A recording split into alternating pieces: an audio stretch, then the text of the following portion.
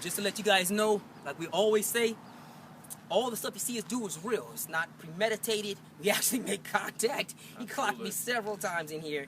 But there's a lot of people who had questions about the validity of my gun disarm. They'll say people who haven't seen it and haven't experienced it will think that it's lacking speed and power and whatnot. We just spontaneously pulled that off just now.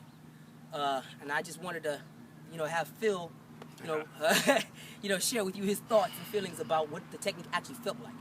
Yeah.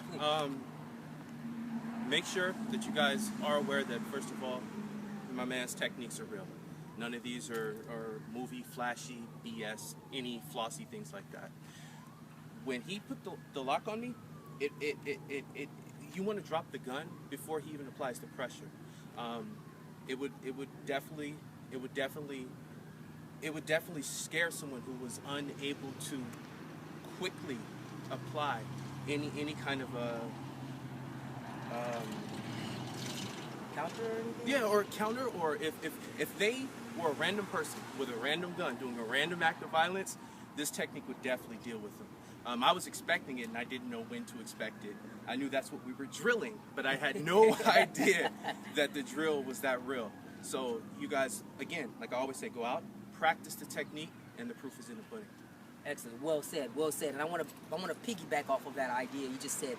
When we drill live and we drill concepts. So when you hear us talk about height, width, and depth manipulation, gun disarms and things of this nature, we're not doing a demo. We're actually drilling against actual resistance. Absolutely. I have sweat on here. He's knocked some sweat off of me, face, yeah. kneed me all in my mouth. Inside my lip is busted.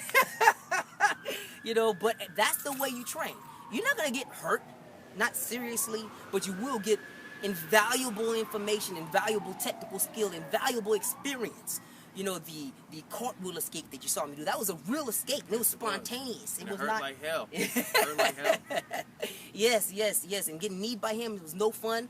He really did slam my head against the wall. All the stuff you saw, that was for real. Okay? And the point I'm driving home here is that every facet and every aspect of capoeira is legitimate. Unfortunately, the majority of individuals train what we refer to as cardio capoeira, which is really fun, really social, acrobatic, it's beautiful, it's aesthetic, it's musical, and all of that is part of what we do. But unfortunately, they skip all of the stuff you just saw. The real deal, self-defense, technical skills from which all refinement, from which all culture, from which all spirituality, from which all personal development comes from. Because if you're too busy being dead because your self-defense skills failed, you will not be able to develop yourself spiritually or anything else because you're dead. All right? Remember also, our ancestors created capoeira or kipura, or as the Portuguese call it, capoeira, as a genuine, comprehensive, holistic vehicle of self-defense, personal and spiritual, holistic evolution and development. Okay? If you're missing any part of that pie, any part of that comprehensive circle, any part of that synergistic effect, that whole, you're not practicing capoeira. You're practicing something else. If you practice only the fighting, you're practicing self-defense.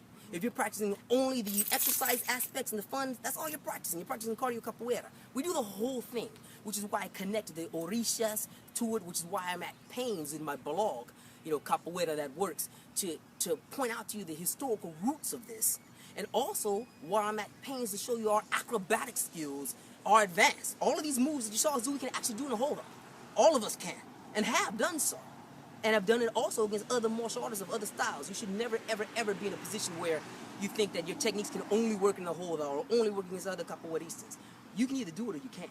If you can, then you're doing capoeira. If you can't, then you're not. Listen, okay? All right, you already know what to do. Leave your name and any questions you have at the end of this video. Okay, I'll be more than happy to respond. My email is taxgymcapoeira@gmail.com. That's taxgymcapoeira@gmail.com. You can see it right there on the screen. Helping me out is my cousin and assistant coach, Phil. Behind the camera is Tati.